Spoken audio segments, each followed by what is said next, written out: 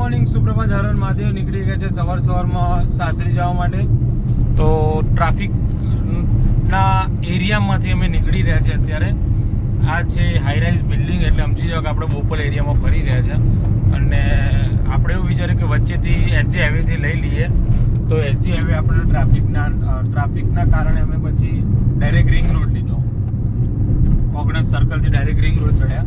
તો ring રોડમાં traffic ફૂલ છે, એટલે પહોંચવાનું તો જે ટાઈમે લાગતું નથી કે આપણે સાસરીમાં પહોંચી શકીએ. થોડું નાનું પ્રસંગ જેવું છે, એટલે જોઈએ હવે. ચલો ત્યારે ટ્રાફિક કેવો રહે છે.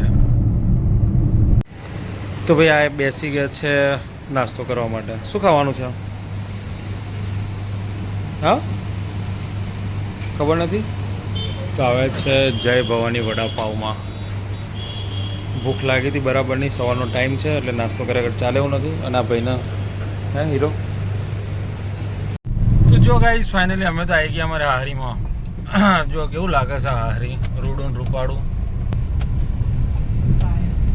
તો ભાઈ જો અમારું સ્વાગત થઈ રહ્યું છે અત્યારે અહીંયા.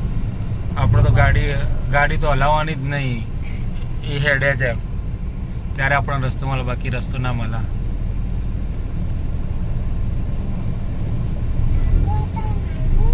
ચલો હજી જોઈએ આગળ કેવું સ્વાગત થાય છે. તો બીજો આ ગામડાની મોજ છે અહીંયા અમારી. તો ભાઈ આ જો ગામડાની મોજ, મસ્ત તળાવ છે, તળાવની બાજુમાં જ બેસવાનું છે. અને જમણવાર ચાલી રહ્યો છે. અમે જમવા બેઠા નથી હજી. મસ્ત મંદિર છે મહાદેવજીનું, ત્યાં બેઠા છે. તો ભાઈ આ બધા ખુલ્લા મંદિરની અંદર બધા બેસી ગયા છે શાંતિથી અને રમી રહ્યા છે. ગરમી લાગે છે જોરદાર. કેવી ગરમી લાગે છે, ભૂક્કા કાઢે નહીં. અને આવી ગરમીમાં અહીંયા નખાઈ દઈએ આપણા મહાદેવ બાપાનું મંદિર છે.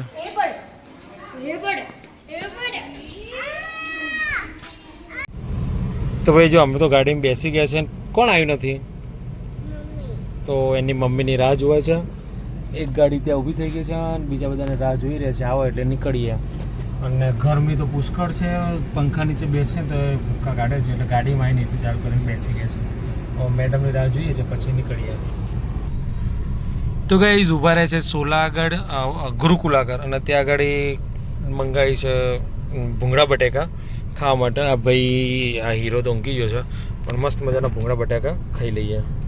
ભાઈ ચલો નાસ્તો થઈ ગયો છે અને હવે ઘરે જવા નીકળીએ. આપણે એકચ્યુઅલી હતા એક્ઝેક્ટ નિરમા યુનિવર્સિટીની સામે. નિરમા યુનિવર્સિટીની સામે આ ભાઈ બેસે છે ને બટાકા ભૂંગળાવાળા એના ત્યાં. તો ચલો જઈએ હવે. તો જો હવે ઘેર કેવા જલસા પડી ગયા છે. આ જો અને શાક રોટલી ખાધી તો બિસ્કુટ ઠોકે છે. બા ઊંઘીને ઉઠ્યા લાગે છે. અને આ બધા પેલા ભાઈ આમાં ખાવાનું જ મતલબ. જો ભૂંગળા બટાકા ખાધા અને આ શું ખાય છે ભાઈ? પપ ખાય છે, સેજવાન પપ. અમે ખાધા ભૂંગળા બટાકા. સવારે સ્કૂલમાં ચમ જતી રહી હતી? તો રોકાઈ ગયો તો વિચારીએ લે લઈ જવા માટે, જગ્યા ખાલી જ હતી. ના ભાઈ ના. તો ચલો ભાઈ આપણે ભૂંગળા બટાકા ખાઈ લઈએ. તો ગાઈ જો આ બધા નવા જબ્બા લાવી દીધા છે એટલે નવરાત્રી માટે. અને આ શું અને કંઈક શું થયું બેટા? જબ્બુ લેવો છે? કોણ લેવો? તારે લેવો છે? શું થયું? જબ્બો લેવો છે? જા જીતુ કાકાને કહી દે મારે જબ્બો લઈ આલો. ચલો ચલો. શું થયું પૂછતો? કહી દે મમ્મીને કહી દે.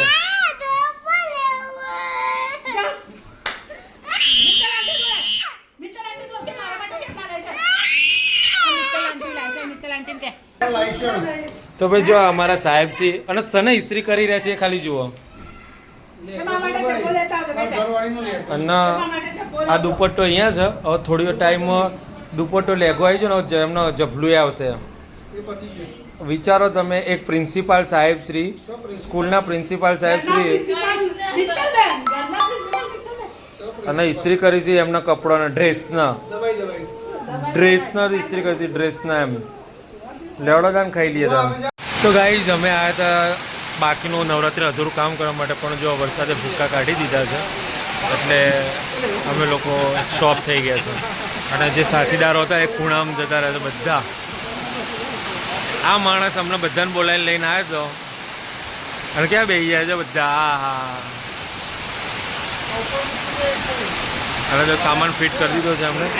અને ફૂલ વરસાદ, વાવાઝોડા સાથે વરસાદ, ફૂલ પવન સાથે વરસાદ છે.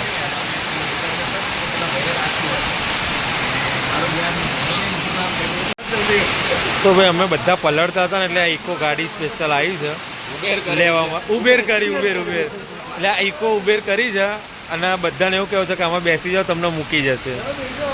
ઘા કરો જલ્દી ફટાફટ. હો જેટલા મોં એટલા બેસી જ જાઓ. તો ભાઈ રાતના વાગે છે 11:15. આજે તો અમદાવાદ બી હતા અને ઘરે આવ્યા અને નોરતોની તૈયારીમાં પણ વરસાદના કારણે વિઘ્ન થઈ ગયો, ના મેળ પડ્યો. અને હવે ઊંઘવાની તૈયારીઓ ચાલી રહી છે.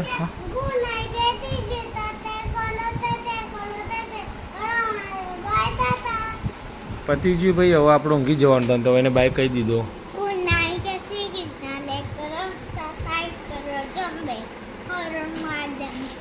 બાય. સફાઈ કરે ને સબસ્ક્રાઇબ કરો. જય શ્રી કૃષ્ણ. હર મહાદેવ. કાલે મળીશું સવારમાં. Good night.